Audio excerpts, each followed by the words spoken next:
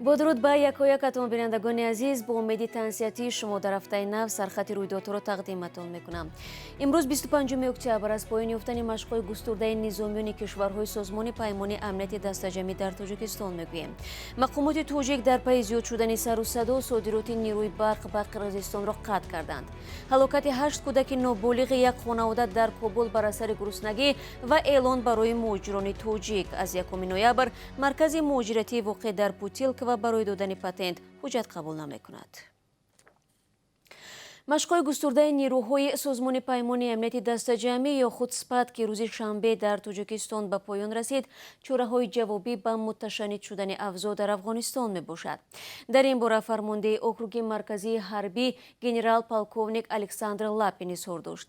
به گفته او تمرین‌های نظامی که از 18 تا 23 اکتبر در مرز با افغانستان دایر شدند، برای حفظ کشورهای عضو سپاد از هر گونه تهدید تروریستی پیش بینی گردیده است. لاپین افزود ضمن مشق فضای یگانه اطلاعاتی جنگی تأسیس داده شد که آن شکست دشمن را در شرایط دشوارگذر تامین نمود.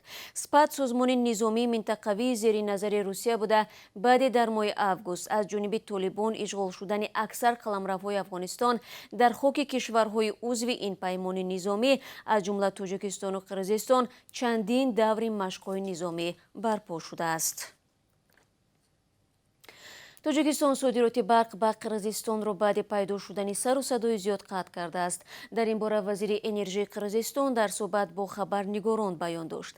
دوسکول بکمورزویف گفته است از اول ماه اکتبر آنها توانستند تنها 4 روز از تاجیکستان برق بگیرند، زیرا بعد رسانه شدن این خبر اطراف آن شور و غوغای زیاد برخاست.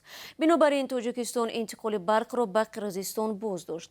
روز 1 اکتبر بکمورزویف خبر داده بود که واردات برق را از تاجیکستان آغاز نمودند، در حالی که در داخل تاجیکستان ساکنان با کمبود برق روبرو می باشند. مردم از این اقدام مقامات تاجیک اظهار ناراضگی نمودند. اما 4 اکتبر وزارت انرژی و ذخیره‌های آبی تاجیکستان اطلاع جانب قرقیزستان را رد نموده گفت که درخواست انتقال برق به کشور همسایه تنها در حال بررسی می باشد و نیروی برق فروخته نمی شود.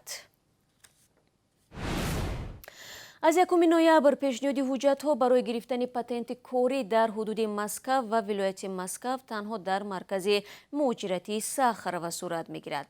یعنی از هفته آینده مرکز مهاجرتی واقع در پوتیلک و برای دریافت پتنت مهنتی حجت قبول نمی‌کند و بسته می‌شود. وادیم کوژنوف رهبر فدراسیون مهاجران روسیه در یک نوار ویدیویی توضیح داد مهاجرانی که تا 1 نوامبر سندهای خود را به مرکز مهاجرت در پوتیلک و سپاریده بودند، پتنت آماده شده را نیز باید از آنجا بگیرند. تصمیم بستن این مرکز بعد آن گرفته شد که ساکنان دهه پوتیلک و از افزایش زنی و تیرپرانی گروهی مهاجران شکایت کرده بودند. ساخاروو بزرگترین مرکز برای مهاجران محسوب می‌یابد که در یک شبانه روز امکان قبول 7,500 نفر را دارد.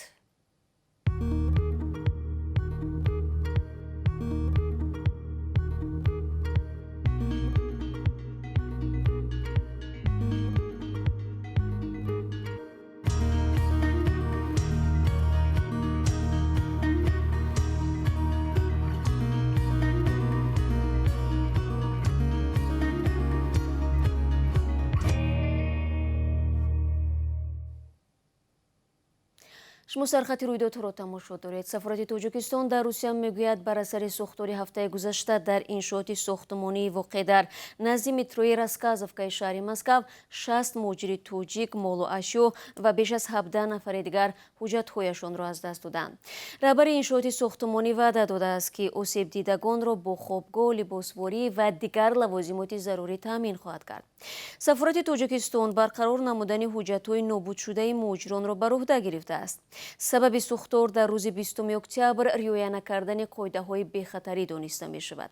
در انشاءاتی که به کام آتش رفت، بیش از 100 نفر شهروند تاجیکستان طبق شرطنامه با 4 شرکت ساختمانی به کار جلب شدند. 80 نفر آنها در خوابگاه همان ساختمان اقامت می‌کنند. در روسیه میمونیم. در یکی از بازارهای چلیابینسک روسیه گروهی از زادگان تاجیکستان را بازداشت کردند. عملیات بازداشت از جانب نیروهای FSB و روسگواردیا صورت گرفته است. به قول مقامات انتظامی این منطقه گمانبران به ترس دادن سوداگران و حقستانی یا دولتستانی از آنها مشغول بودند. دستگیر شده ها را همچنین در تشکیل چند زن و زنی گروهی در بازارهای این ولایت متهم میکنند. هنگام کوفت و کوب منزل از اعضای این گروه یک سلاح خودساخت آتشفشان، 4 تپانچه تروماتیکی، تیرها و همچنین ادبیات افراطی پیدا و مصادره شده است. نسبت دستگیر شده ها با اتهام اوباشی گروهی با استفاده از سلاح پرونده جنایتی کشیدند. به آنها تا 7 سال زندان تهدید میکند. یکی از رهبران هزاره ها و وکیل سابق پارلمان افغانستان میگوید در یک محله کابل جسد 8 کودکی را پیدا کردند که از گرسنگی مردند. محمد محقق روز 24 اکتبر در یک بیانیه در فیسبوک نوشت این کودکان در محله 13 کابل در غرب شهر 3 هفته پیش جان دادند و جسدهای آنها را ملاها و مردم محله به خاک سپردند. ملا محمد علی بومیانی یکی از ملاهای محله گفته است که کلانترین کودک 8 ساله و خردترینش 1.5 ساله بوده است.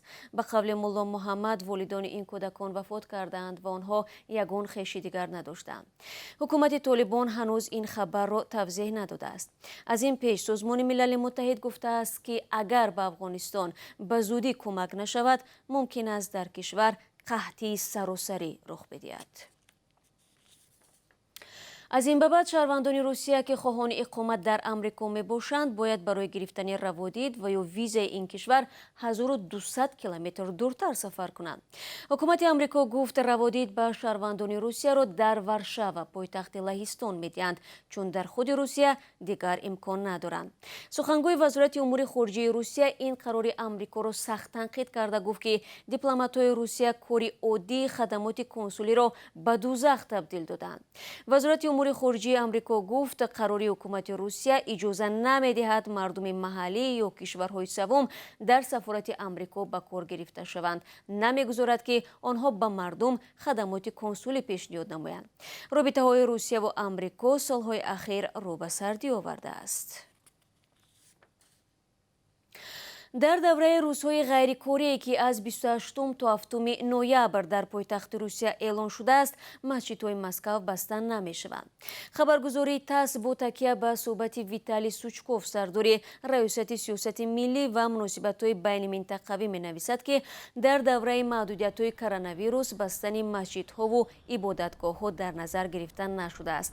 این مؤسسه‌ها وظیفه‌های خود را با اجرا نمودن طلبات بهداشتی و رعایت مسافه اجتماعی ادامه خواهند داد. طور قبلا اطلاع داده بودیم در روسیه که صدها هزار مهاجر تاجیک آنجا کار و اقامت میکنند. از 30 اکتبر تا 7 نوامبر روزهای استراحت اعلان شد. پرزیدنت قرقیزستان آخر هفته گذشته ضمن نشست مطبوعاتی گفت مرز با تاجیکستان بعد به پایان رسیدن روند تعیین و علامتگذاری قطعه‌های معین نشده باز خواهد شد. به گفته صادر جبور فعلا در مرز با تاجیکستان 3 منطقه بحثی وجود دارد و به زودی باید یک کمیسیه حکومتی برای مذاکرات به دوشنبه سفر کند. در همین حال ادیل байсалов معاون رئیس دیوان وزیران قرقیزستان 21 اکتبر در توییتر نوشت که روی دانشجویان تاجیک برای تحصیل در آن کشور باز شده است. مشکل دانشجویان تاجیک برای رفتن به قرقیزستان ماه امسال و پس از زد و خورد خونین در سرحد تاجیکستان و قرقیزستان آغاز شد. بعد این حادثه که از دو جانب ده کشته و زخمی و خانه‌های سوخته و ویران به جا گذاشت، قرقیزستان سرحد خود را برای شهروندان تاجیکستان محکم کرد.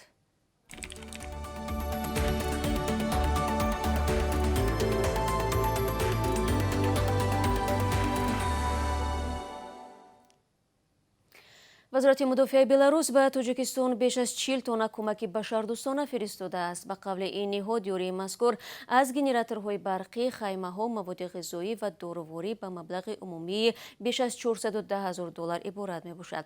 هواپیمای نظامی حامل کمک بشردوستانه در پایگاه هوایی عینی فرود آمده باری وارد شده میان نیازمندان تقسیم می‌گردد.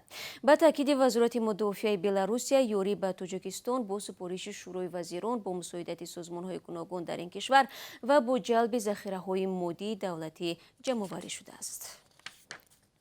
бинандагони гиромӣ, ҳоло бароятон дар бораи қурби расмии асъори хориҷӣ дар Тоҷикистон иттилоъ медиҳам. Қурби рубли русӣ имрӯз ба таври чашмрас боло рафтааст. 1000 рубли русӣ 159 сомониву 80 дирам нарх дорад. Ба ҳамин тартиб тӯли 3 ҳафтаи охир қурби рубл тақрибан 6 сомонӣ зиёд шудааст. Бонки миллӣ имрӯз 25 ноябр $1 11 сомониву 26 дирам ва 1 евроро 13 сомониву 10 дирам муқаррар кардааст.